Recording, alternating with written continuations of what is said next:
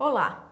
Uma boa resposta à violência contra as mulheres no trabalho das instituições que combatem e punem este crime começa pelo acolhimento das vítimas. Neste TVMP Entrevista, nós vamos falar sobre como o Ministério Público tem se dedicado para melhorar este atendimento. Eu converso com a psicóloga Ana Luísa Gomes Pereira Torrésia. Ela é assessora administrativa da Ouvidoria das Mulheres do MPMG. Tudo bem, Ana Luísa? Bem-vinda. Laura. Muito obrigada. É um prazer estar com vocês, conversando sobre esse assunto tão importante. Agradeço muito o convite. A gente é que agradece você ter vindo aqui. A gente quer falar sobre esse problema, né? Aqui no Brasil tem até uma política nacional de enfrentamento da violência contra as mulheres, com combate, prevenção, assistência, garantia de direitos, mas a gente continua vendo os números aumentarem a cada dia, né, de agressões a mulheres, de feminicídio. Então eu te pergunto, o que está faltando para a gente poder dar a resposta devida à complexidade desse fenômeno da violência contra a mulher? Laura, o Brasil, de fato, possui legislações super importantes que atuam no combate à violência contra meninas e mulheres. A gente pode citar a Lei Maria da Penha, a Lei do Feminicídio, que são legislações excelentes, mas só a legislação não é suficiente. E é por isso que a gente continua tendo essa sensação de enxugar gelo, que existe legislação, mas que os casos não diminuem, pelo contrário, a estatística só aumenta. E isso está ligado muito a 3 pontos fundamentais. Eu posso citar o primeiro deles, que é a questão cultural. Está enraizado na nossa sociedade a questão do machismo, a questão da violência contra as mulheres, é algo que vem de muitos anos, é difícil de romper, e isso a gente rompe com investimento em educação. Então é necessário que na educação, desde os primeiros anos, esse tema seja abordado de maneira adequada, mas que isso seja sim visto nas escolas, que isso faça parte, para a gente tentar agir nesse sentido, de quebrar essa cultura da violência que é muito presente. Além disso, no nosso país, a gente tem uma questão de desigualdade. Existem sim muitas políticas de enfrentamento, mas as políticas elas não são efetivas, porque elas não são tratadas da mesma forma em todos os estados. Cada estado possui a sua realidade e possui as suas deficiências, então nós precisamos de investimento constante e políticas públicas que levem em consideração as especificidades de cada estado. Uma política que funciona para Minas Gerais pode não funcionar da mesma maneira para um outro estado. Então é preciso levar tudo isso em consideração. Além disso, a política de prevenção ela ainda não é muito valorizada, é focado muito na questão de depois que o fato já ocorreu, naquela questão da punição. A prevenção não é tão valorizada quanto poderia ser. E aí, juntando esses fatores da prevenção, da educação para mudança de cultura e as políticas públicas com investimento constante, levando em consideração as diferenças que existem no território nacional, aí nós conseguiríamos, quem sabe, ver outros resultados e ver esses números diminuindo um pouquinho, né? Que é o que a gente trabalha para ter. O que está faltando para que isso aconteça? É vontade política? É um plano de governo, né, que seja nacional ou regionalizado? Então, o que a gente percebe na política nacional é que falta investimento adequado em pessoal. É o que eu percebo muito nas visitas aos MPs dos outros estados, é que não falta vontade, não falta o querer, mas nós esbarramos na barreira da falta de pessoal qualificado para realizar o atendimento. E o atendimento, ele é o início de tudo, ele é o início do caminho que aquela menina ou mulher vai percorrer. Então, se a gente falha nesse início e se a gente falha na prevenção, vai como uma reação em cadeia e a gente não consegue ver os efeitos positivos do nosso trabalho. Então, falta investimento em qualificar a rede de enfrentamento, em qualificar os profissionais para que isso seja feito logo no início, além do investimento primordial em educação.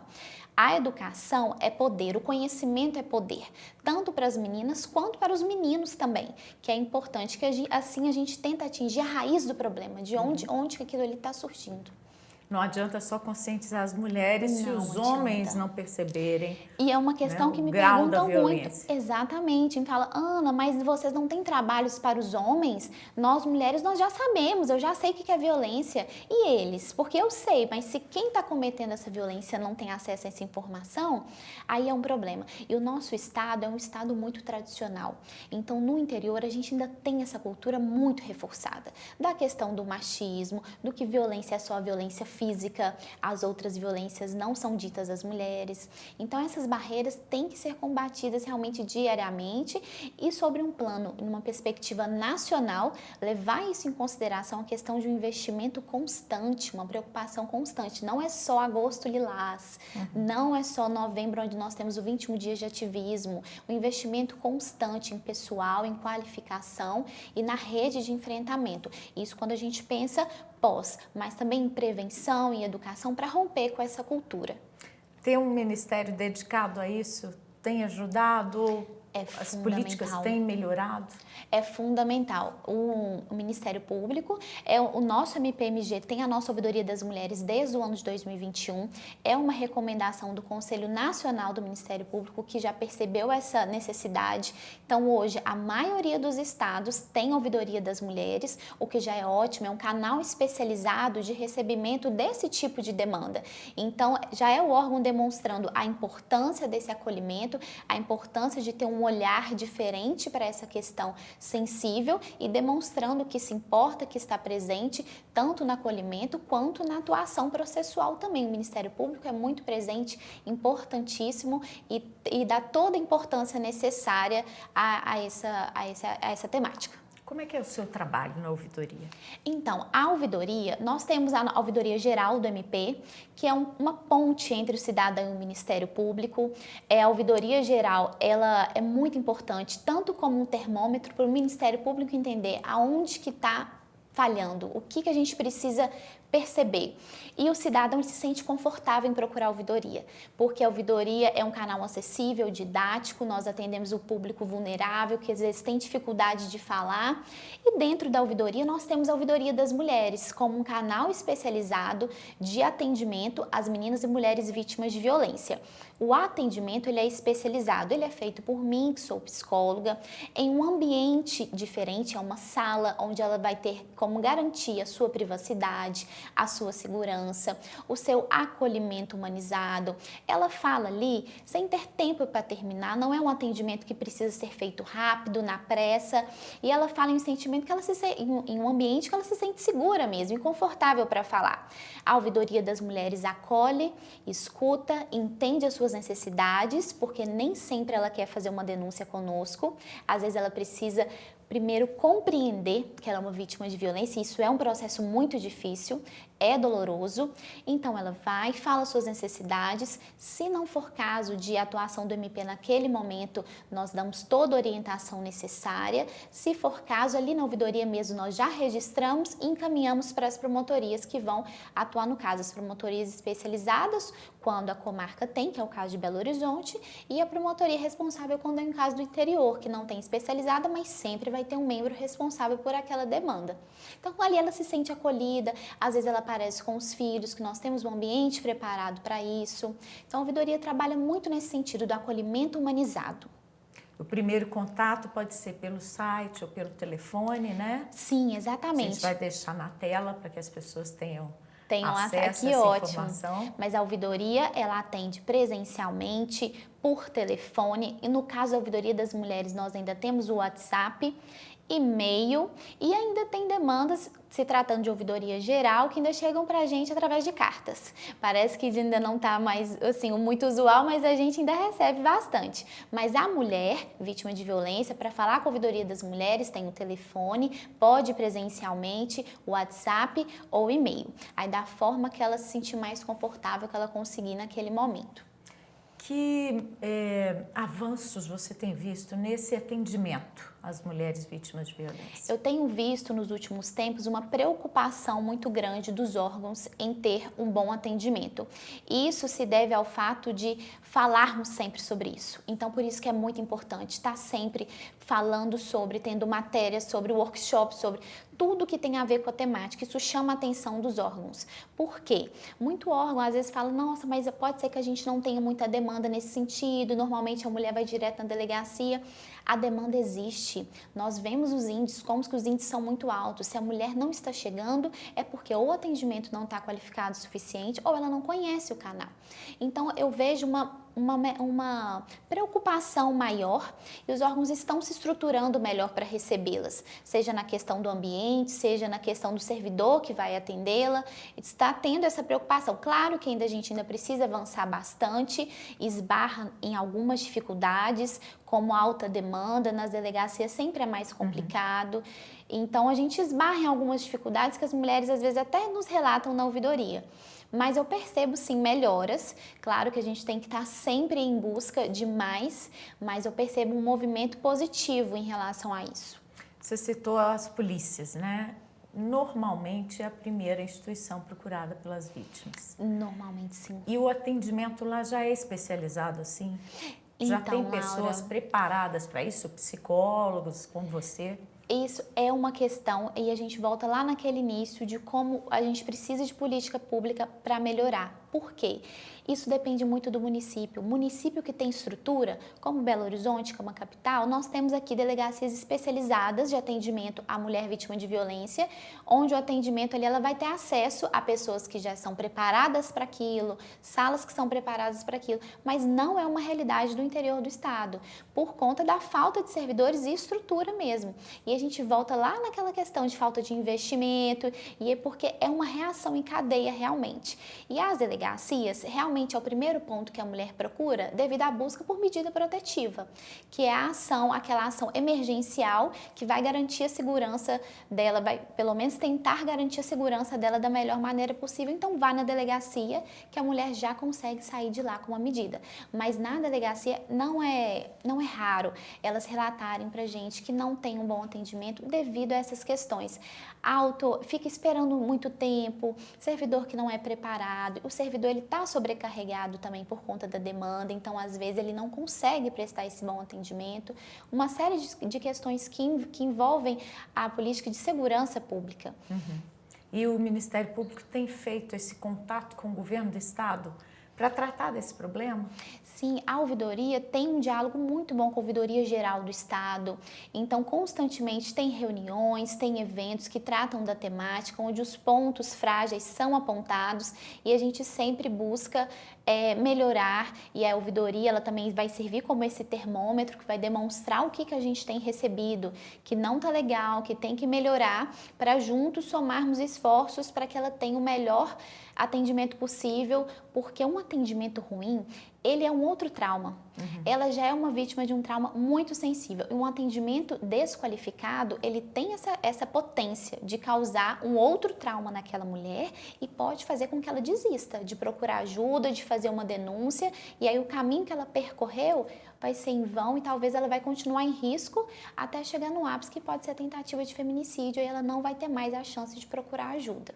As mulheres que não se sentirem seguras em procurar instituições de segurança podem procurar as promotorias no interior e aqui na capital, ouvidoria? Pode nos procurar. Claro que, na maioria dos casos, o boletim de ocorrência ele é essencial, porque ele gera inquérito, ele auxilia o promotor, mas para esse primeiro acolhimento, ela pode nos procurar e quando a gente presta essa orientação, quando realmente ela vai precisar na delegacia, não vai ter jeito, mas ela vai ser orientada para isso, vai passar o endereço certinho, o porquê que ela precisa ir lá, para ela não ficar com a sensação de, estão passando um problema para frente, não querem me atender. Ela vai receber um acolhimento muito adequado. E aí mesmo que ela tiver que voltar na delegacia, ela já vai ciente porquê que ela foi, preparada, eu falo para ela, nós garantimos o seu atendimento. Eu não posso garantir como que vai ser o atendimento nos outros órgãos que você vai procurar. Então, preciso que você esteja preparada para isso. Então, ela vai preparada. Então, ela sabendo o que ela pode enfrentar, já ajuda ela a percorrer esse caminho com mais segurança. Você falou aí mais para o começo da entrevista sobre as diferentes formas de violência, né? A mulher, as pessoas em geral, homens e mulheres, muitas vezes acham que a violência é só agressão física, né? Sim. E não é, ela pode começar psicologicamente. Exatamente. A violência física é a violência mais comum, que todo mundo conhece, porque normalmente é o tipo de violência que sai mais da mídia, são os casos que realmente todo mundo fica sabendo. Ela deixa marcas, então às vezes você olha para a vítima, você consegue ver que ela foi vítima de violência, então é a mais comum. Mas nós temos a violência psicológica. A violência psicológica, ela é silenciosa, a gente não vê, mas a mulher sente e traz traumas que ela pode carregar para o resto da vida. Pode gerar quadros depressivos, ansiedade generalizada, entre diversas outras consequências psicológicas, e ela está presente em todos os outros tipos de violência. Uma mulher que sofre uma agressão física, ela sofreu uma violência psicológica, seja em forma de ameaça, seja em forma de coação, ela vai ficar com medo. Então as violências, elas também são interligadas. Nós temos também a violência moral, a violência patrimonial, a violência sexual, e todos esses tipos de violência estão previstos na Lei Maria da Penha. É uma lei muito comum, de popular, todo mundo conhece quando fala Lei Maria da Penha, e é uma lei importantíssima. Ela é uma lei que a gente considera ainda recente, mas que ela revolucionou essa questão da violência contra as mulheres, que antes era tratada de uma forma assim, completamente desmedida. Então, todos esses tipos tem na Lei Maria da Penha. É uma lei didática, se o pessoal buscar, não é difícil de compreender. E é importante, tem o Instituto Maria da Penha, que também tem os tipos lá descritos, com exemplos. Explica pra gente o que é a violência patrimonial, que é a menos conhecida. É a menos conhecida, é muito importante que as mulheres saibam. Violência patrimonial tem a ver com coisas, com valores. O agressor, ele tem controle do salário que a mulher recebe, quebra objetos dela, viu algo no celular, não gostou, ficou com ciúmes, quebra o celular, rasga documentos daquela mulher. Para quê? Sem documentos, a mulher ela não consegue solicitar um auxílio, ela não consegue solicitar ajuda, ela não consegue atendimento médico, rasga fotos que fazem parte da história de vida daquela mulher, a impede de receber benefícios, pode ser qualquer benefício, qualquer auxílio que ela tenha acesso. Então, tudo que tiver a ver com dinheiro, com coisas, valores, coisas que fazem parte da história dela, independente se é algo com alto valor ou não, usa aquilo para atingi-la. Isso é violência patrimonial. Esse tipo de violência, né, a psicológica, a patrimonial, que são mais difíceis de provar, porque não deixam marcas como a violência física. Que orientação você dá às mulheres que sofrem esse tipo de violência para buscar ajuda? Eu sempre oriento elas da seguinte forma, eu falo, olha, você sempre guarda a maior quantidade de provas que você tiver, sejam prints no celular quando a pessoa afirma o que fez, seja o próprio objeto ou a comprovação de que você não está tendo acesso ao dinheiro, guarda tudo que tiver, mas que isso não seja impedimento, a falta de material, que não seja impedimento para você registrar um boletim de ocorrência e solicitar ajuda. A vítima, ela pode fazer, quando ela é instruída, a conseguir captar a maior quantidade possível de provas, mas se ela não conseguir, isso não impedimento para ela buscar ajuda, para ela registrar o boletim. A palavra dela é suficiente, porque tem um contexto ali envolvido, então existem outras maneiras de ir buscando comprovações, de ir buscando formas de ajudá-la. Então eu sempre falo, se você tiver o material, perfeito, ótimo, vai auxiliar, mas se não tiver, que isso não seja impedimento. E pega o que tiver, seja print, sejam gravações de conversas, o que tiver. Não tendo, procure ajuda assim mesmo, que isso não seja impedimento para que ela busque ajuda. Você acredita que esse tratamento não adequado dado às vítimas, né, quando elas vão fazer a denúncia, pode contribuir para esse número tão alto que a gente tem de violência? Contribui muito, porque como a gente conversou, o acolhimento, ela rompeu diversas barreiras para estar naquele órgão naquele dia.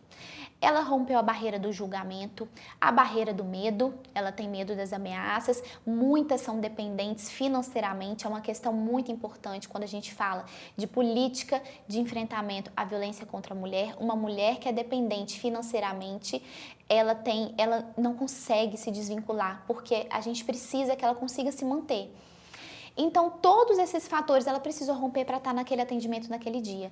Então, quando ela está falando com uma pessoa que para ela naquele momento é estranha, ela não conhece, ela vai compartilhar uma situação íntima, difícil, e ela tem um mau atendimento, o vínculo ali não foi devidamente estabelecido, um vínculo de confiança, ela vai desistir. Ela desiste de procurar algum órgão, fica com medo de que aquilo ali aconteça de novo, ou pode acontecer uma revitimização, por exemplo, que também é muito comum, e ela desiste de percorrer esse caminho que é tão difícil e volta para o seu contexto de violência. Quer dizer, esse acolhimento também, né, inclui dar abrigo, encaminhar para algum trabalho, distanciar do agressor, né? Mudar de cidade, talvez, ou de bairro. Aí o que acontece? Claro que cada órgão tem a sua área de atribuição e nós temos algumas limitações, mas dentro da área de atribuição daquele órgão, pode buscar realmente isso. Se ela procura, exemplo, um órgão do município, os municípios do interior fazem muito isso e percebe que é uma situação extremamente grave, a assistência social ela já consegue ver uma possibilidade, uma saída para que essa mulher saia de casa e vá para um município vizinho, quando são municípios muito pequenos. Dependendo do órgão que ela procura, daquele órgão ela já sai com um encaminhamento, às vezes, para um abrigo, para uma casa de acolhimento, ou então para uma defensoria pública. Então, dentro do que aquele órgão puder fazer, ela pode sim, se for o caso. O Ministério Público tem a Casa Lília, O Ministério Público tem a Casa Lília, é um órgão sensacional. A Casa Lília, ela tem toda uma estrutura, atendimento multidisciplinar. Então, a vítima ali, ela consegue ter acolhimento, abrigo, se ela precisa de roupas, lá tem um espaço para crianças, tem psicóloga, só tem a promotora de justiça, a doutora Ana Tereza, maravilhosa. Então, instituições assim oferecem um atendimento multidisciplinar e dali ela já sai com as orientações sobre como que ela vai fazer para sair daquela situação. Nesse mês de julho, você deu um curso de capacitação para servidores do Ministério Público de todo o país e foi sobre o acolhimento de mulheres vítimas de violência, né? Sim. Como é que foi isso? Como é que foi a receptividade? Esse curso foi muito bacana. Foi uma recomendação da Ouvidoria Nacional, do MP, CNNP. Ele ocorreu no Ministério Público do Mato Grosso do Sul, foi um convite deles e foi para os servidores das ouvidorias do Ministério Público brasileiro. Então, foi transmitido, o foco eram servidores de ouvidorias, justamente porque agora todas as ouvidorias, a maioria tem ouvidoria das mulheres.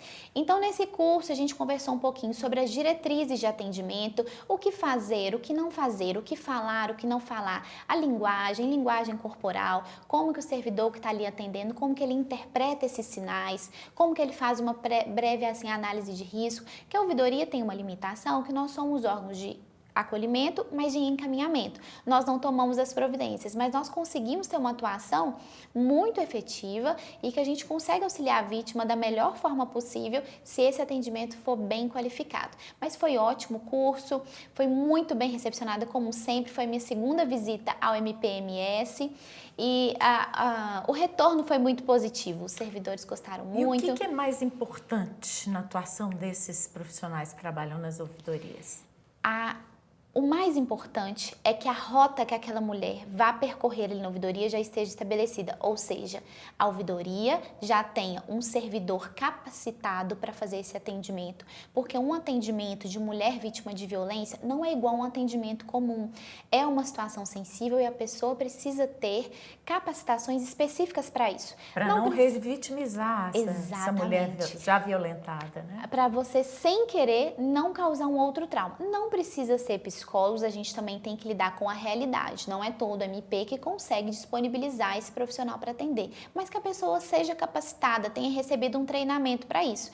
E aquela mulher, ela já vai saber com quem que ela vai conversar, aonde que ela vai conversar. A gente minimiza essa rota que ela vai percorrer, ela vai falar só o necessário. Não passar por várias pessoas e repetir, não né, vai passar relato. por várias pessoas, a ouvidoria não colhe depoimento, então a gente não pergunta além do que é necessário, porque isso causa sofrimento. O falar, o colocar para fora, essa mulher ela sente de novo, ela sofre de novo.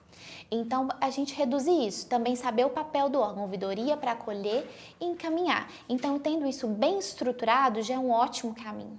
E tem que ter também uma distinção de tratamento, né, do acolhimento, se a vítima é uma vítima de violência doméstica ou se é uma vítima de violência sexual fora de casa ou no trabalho? Sim, exatamente. E o Ministério Público, ele conta também com órgãos diferentes para esse tipo de apoio. A Ouvidoria das Mulheres da MP é muito focada em violência doméstica, violência política de gênero. Se alguma mulher nos procurar que não se enquadre nesse tipo de violência, realizaremos o atendimento da mesma maneira, mas existem protocolos diferentes. A Casa Lilian, por exemplo, é já onde vai receber uma pessoa vítima de violência sexual. Então, tem protocolos diferentes, formas de lidar diferentes, porque são assuntos muito sensíveis. Então, é importante também, se o servidor receber e perceber que é um assunto muito sensível, é melhor ter calma, ver para onde que vai encaminhar, para não revitimizar, não fazer a vítima falar uma situação muito complexa, muito sensível, sendo que ali não é o local mais adequado. Mas tem sim esses tratamentos, esses caminhos diferentes. Qual que é o principal desafio que você enfrenta nesse trabalho seu? Bom, um principal desafio, falando de MPMG, é porque o nosso estado é muito extenso. É um estado enorme. Nós temos 853 municípios. Eu tenho muitos municípios. Nós somos uma ouvidoria das mulheres. Então, eu preciso contar com as comarcas para poder repassar as situações para a gente. Nós temos muitas ações externas. A Ouvidoria das Mulheres, ela participa do Ministério Público Itinerante. Então, nós vamos até as cidades, porque é muito importante que as mulheres saibam que a gente existe e saibam que pode nos procurar. O meu desafio muito grande é fazer com que elas nos conheçam, porque a forma que o nosso estado consome conteúdo, a maioria dos municípios, é diferente. Então, às vezes, campanhas digitais, sites, enfim, não vai fazer muito efeito. Então, eu tenho que ir até elas, reunir com elas. Então, o nosso maior desafio hoje é fazer com que todas nos conheçam, para que elas saibam que tem quem procurar, se precisar de ajuda. Que bom, espero que a gente contribua para isso com esse programa. Com certeza, muito. E esperamos você aqui mais vezes para a gente falar sobre esse e outros assuntos. Estou sempre à disposição, muito obrigada novamente. E a gente precisa falar disso sempre. Sempre que quiserem, estarei aqui com todo prazer. Muito obrigada. Obrigada, Laura. A você também que esteve nos assistindo. Olha, confira os nossos outros programas na TV MP, neste canal do YouTube, mpmg.oficial, e acompanhe sempre as notícias do Ministério Público de Minas pelo nosso site e pelas redes sociais na internet. Muito obrigada, até breve.